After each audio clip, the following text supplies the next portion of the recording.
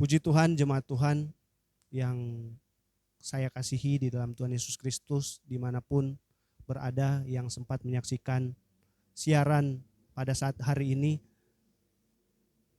Jemaat GPD Eklesia Mundung rindu berbagi bersama dengan seluruh masyarakat yang ada mengenai virus COVID-19 atau virus corona yang hari-hari ini menggemparkan dunia karena telah terjadi di hampir seluruh negara yang ada di dunia, tepatnya 192 negara, dan telah menjangkiti sekitar 1 jutaan lebih penduduk yang ada di dunia ini, yang membuat panik seluruh masyarakat yang ada di dunia ini. Bersama dengan saya saat ini ada Bapak Gembala GPD Eklesia Mundung. Selamat malam Pak Teddy. Selamat malam. Saya akan bertanya beberapa pertanyaan mengenai virus corona ini. Ditinjau tentunya dari segi teologia atau gereja, yang saya percaya akan membuat jemaat bahkan masyarakat menjadi tenang, bahkan iman dan percaya jemaat akan dibangkitkan lewat tayangan ini. Pertanyaan pertama, ini bagaimana pendapat Bapak Gembala melihat atau menyikapi penyebaran virus corona yang hari-hari ini semakin masif terjadi di seantero dunia, bahkan di Indonesia per hari ini sudah menjangkiti sekitar 2.000-an orang positif corona. Bagaimana Pak Gembala menyikapinya? Ya, baiklah, pertama-tama saya juga menyampaikan rasa syukur kita kepada Tuhan karena kita percaya hari ini kita boleh dapat kembali untuk dapat berbincang-bincang mengenai situasi dan keadaan yang hari-hari ini terjadi.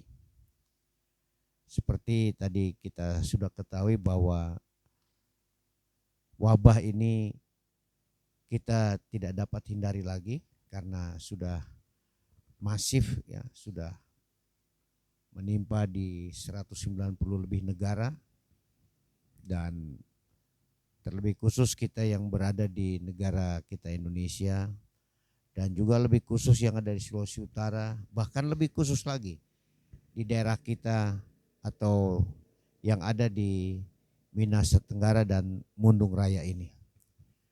Satu hal, marilah kita bersama-sama untuk menyikapi dengan baik dan benar dengan peristiwa musibah COVID-19 atau virus corona ini. Oleh sebab itu, marilah kita bersama-sama mendukung pemerintah apa yang dianjurkan supaya kita menghindari situasi yang akan lebih berat lagi. Itulah yang kita harus sikapi dengan hikmat kebijaksanaan kita. Ya, terima kasih Pak Gembala. Ini menarik membahas mengenai virus corona ini, karena beberapa pemikir-pemikir terkemuka di Indonesia, bahkan ilmuwan-ilmuwan di luar sana juga membahas hal yang sama. Ya, saat ini saya rindu untuk membedah percakapan ini jika ditinjau dari sisi teologia atau alkitabiah, bagaimana kemudian virus ini atau wabah ini apakah sejalan dengan yang tertulis di dalam Alkitab? Mohon penjelasannya Pak Gembala. Ya, baiklah. Karena saya ada di bidangnya, di bidang pelayanan atau menjadi hamba Tuhan, sehingga kita tidak luput dari berita firman Tuhan. Apa yang firman Tuhan katakan, seperti ada yang tertulis di dalam Mazmur pasal 91. Di sini ayat yang ketiga dia berkata, sungguh dialah yang akan melepaskan engkau dari jerat penangkap burung, dari penyakit sampar yang busuk. Berangkat atau dari apa yang sudah ditulis oleh pemazmur tadi, bahwa peristiwa ini sudah memang harus terjadi, tidak lepas dari ya mungkin kelemahan manusia. Dengan saat ini kita dengar bahwa negara-negara adik kuasa ingin berusaha menguasai, mungkin menguasai dengan kecanggihan, dengan kepintarannya. Contohnya di Cina, mereka sekarang sudah menguasai perekonomian dunia. Sehingga persaingan-persaingan itulah yang saya merasa bahwa ada keteledoran mereka yang membuat sesuatu sehingga menjadi satu wabah. Dan ini mungkin juga apa yang ditulis oleh pemazmur di Mazmur 91 tadi, bahwa ini penyakit-penyakit yang akan muncul di akhir zaman, penyakit-penyakit yang mungkin akan sulit ya. Walaupun sekarang saya dengar sudah ditemukan anti dari virus ini. Jadi oleh sebab itu saya rasa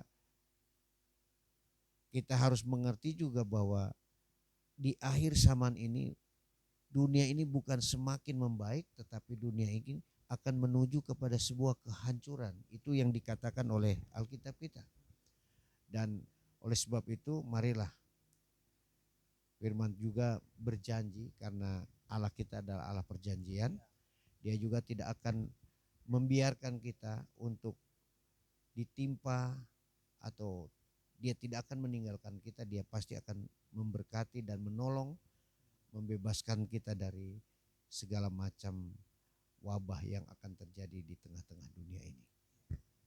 Ini menarik sekali ini, bahwa tadi Pak Gembala bilang ini telah dirancangkan sebenarnya kan, telah ada di Alkitab, tapi endingnya pasti Tuhan akan menolong bagi orang-orang yang percaya.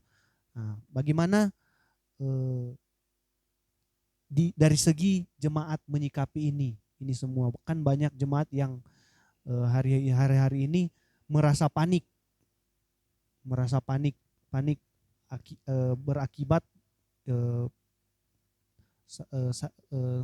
jemaat dengan jemaat saling ada pertentangan lah mengenai virus ini.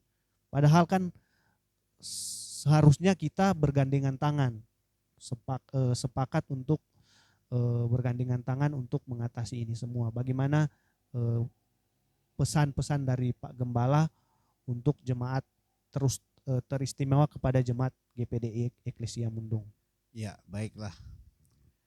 Saya punya satu pemahaman tentang musibah yang sudah kita alami hari-hari ini. Dan setiap saya jumpa dengan seseorang, dengan teman, dengan kerabat, ya, dengan pendeta gembala, saya berkata demikian. Walaupun virus ini sudah menyebar ke beberapa negara, tadi dikatakan sudah mencapai 192 negara yang terkena virus ini, tetapi saya berkata bahwa musibah ini yang sudah jadi, yang tidak bisa lagi kita hindari, marilah kita sikapi dengan benar, tadi saya katakan. Tapi memang pengaruhnya adalah, saya melihat bukan karena virusnya, bukan karena COVID-19-nya atau corona, tetapi saya melihat ini berita, ya, berita yang ada yang memblow up, ya, ada yang menjadi satu bahan hoak lagi, yang sekarang hari-hari ini saya lihat ya aparat polisi kita sekarang sibuk untuk mencari orang-orang yang menyebarkan isu-isu yang tidak benar tentang corona. Belum lagi yang ditunggangi dengan ya ada maksud-maksud lain untuk menjatuhkan negara kita. Nah inilah yang saya katakan bahwa karena pengaruh media informasi yang sudah begitu luar biasa kecanggihannya, sehingga kemungkinan saya juga membaca ada beberapa tulisan-tulisan yang mana justru ada penyakit yang membunuh manusia lebih banyak dari wabah ini. Inilah yang perlu kita pahami bersama. Jadi sebenarnya kita ambil hikmahnya saja untuk diri kita. Jangan kita menilai orang lain atau kita menyampaikan sesuatu kepada orang lain itu yang tidak berkepentingan sehingga kita membuat penyampaian yang salah atau memberikan informasi-informasi yang salah. Ya, memang ada positif dan negatifnya ini perkembangan media sosial teristimewa, karena seingat saya dulu ada beberapa wabah yang menurut saya hampir sama dengan ini, ada flu babi, ada SARS, yang kemudian Ebola kan gitu, tapi enggak se booming ini pemberitaannya, karena pengguna media sosial juga waktu itu dan sekarang berbeda. Ya, selanjutnya pertanyaan terakhir, ini pertanyaan terakhir mengenai himbauan pemerintah. Bahkan sekarang bukan jadi himbauan lagi, sudah jadi larangan untuk pengumpulan massa. Ini juga berlaku untuk pengumpulan massa di persekutuan gereja. Ini berimbas ke situ. Bagaimana kemudian Pak Gembala menyikapi ini, karena ini sudah memasuki 3 minggu dan pada minggu ini juga akan ada perayaan besar hari raya kematian dan Paskah. Nah, ini berimbas ke hari raya gerejawi. Bagaimana Pak Gembala kemudian menyikapi akan hal ini? Ya, baiklah. Saya percaya bahwa kondisi sekarang ini memang saya melihat berita terakhir ini bahwa yang terkena virus ini sudah di negara kita sudah mencapai 2.000 lebih gitu. Tapi justru saya melihat karena ini adalah puncak dari di mana kita disuruh untuk berdiam diri selama 2 minggu. Jadi di sini diketahuinya siapa-siapa yang terjangkit virus ini. Dan ini klimaks dari hari-hari ini adalah hari-hari klimaks. Kalau pencapaian sudah sampai 2.000, saya pikir kalau dibandingkan ke negara-negara lain, di negara kita bersyukur kepada Tuhan. Saya percaya ini ada pemeliharaan Tuhan walaupun ada di tempat-tempat tertentu yang terjangkit dengan penyakit ini. Dari sekian jumlah persentase dari jumlah manusia yang ada di Indonesia sekitar 250 juta, cuma sepersekian persen yang terjadi. Nah, disinilah kita perlu bersyukur kepada Tuhan, di mana Tuhan masih tetap memelihara bangsa kita, bangsa Indonesia lewat kepemimpinan presiden kita yang sangat bertanggung jawab. Dan menyikapi ini, marilah kita mendengar sesuatu berita yang benar, lalu kita sampaikan juga dengan benar. Jadi jangan dijadikan sebuah berita yang menakut-nakuti, yang memberikan keresahan di tengah-tengah masyarakat yang ada. Dan marilah kita bersama-sama saling mendukung, saling membantu. Ada dalam kebenaran firman Tuhan, kita harus saling melayani, saling menasehati supaya kita tidak terjadi lagi kegoncangan-kegoncangan di tengah-tengah masyarakat, bahkan di tengah-tengah gereja, lebih khusus di Jemaat GPD Eklesia Mundung.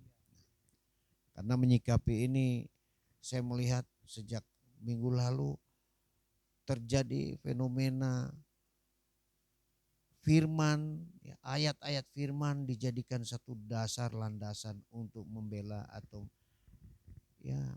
membela pahamnya sendiri. Sementara firman itu bukan untuk diperdebatkan. Firman Tuhan itu kita memahaminya supaya kita bisa dapat bertemu dengan Tuhan, supaya kehidupan iman kita semakin hari semakin kuat. Inilah yang pesan saya kepada jemaat GPD Eklesia Mundung. Marilah kita sikapi dengan benar untuk mengenai, untuk kita mungkin hari-hari ini kita belum mengadakan pertemuan-pertemuan ibadah. Saya ingin menyampaikan satu hal yang penting buat jemaat, di mana ibadah itu bukan dalam bentuk ibadah seperti biasa, rutinitas yang diadakan di gereja, memuji-muji Tuhan, lalu mendengarkan firman Tuhan, melayani, bukan hanya sekedar itu. Tetapi dengan peristiwa ini, musibah ini, kita harus memahami dengan benar bahwa kita akan tetap beribadah dalam bentuk apa? Melakukan kebenaran firman Tuhan. Itu saja, sehingga di mana melakukan firman Tuhan? Melayani Tuhan. Melayani di mana? Melayani di keluarga, berdoa dalam keluarga, membaca kebenaran firman Tuhan. Jangan jadikan Tuhan itu sepertinya ada aturan-aturan tertentu untuk kita beribadah kepada Tuhan. Tuhan tidak demikian. Pemahaman saya sekarang hari-hari ini, di mana Tuhan rindu untuk kita menyembah Tuhan. Menyembah dalam bentuk apa? Seperti pada saat ini kita dalam bincang-bincang ini dalam satu penyembahan kepada Tuhan untuk mengambil makna yang baik dan benar untuk menyaksikan kebaikan Tuhan. Jadi disinilah ibadah dalam bentuk kita melayani Tuhan tetap, bukan berarti kita harus kembali kepada rutinitas yang biasa seperti di gereja. Di rumah kita bisa lakukan dengan doa pagi, doa malam, lalu kita membaca kebenaran firman Tuhan, itu adalah ibadah. Sehingga firman itu akan membawa kita, membawa jemaat untuk kita tetap melayani Tuhan dengan menyikapi bahwa kita harus hidup benar di hadapan Tuhan, semakin hari semakin benar dan semakin hari semakin disempurnakan. Terima kasih atas waktu sama-sama. dan kesempatan pada saat ini kita berbincang-bincang mengenai penyebaran bahkan dampak dari virus COVID-19 ini. Kita kupas dari segi Alkitabiah, karena saya percaya hari-hari ini jemaat bahkan masyarakat sebenarnya lagi sedang membutuhkan seperti ini, karena kita terpisah oleh ruang dan waktu, persekutuan juga di jemaat dan masyarakat ditiadakan. Nah, ini adalah satu wadah yang mungkin baru, tapi saya percaya ini bisa bermanfaat buat semua penonton yang akan menonton siaran ini. Ya. Demikianlah perbincangan kita dengan Pak Gembala. Tuhan Yesus memberkati.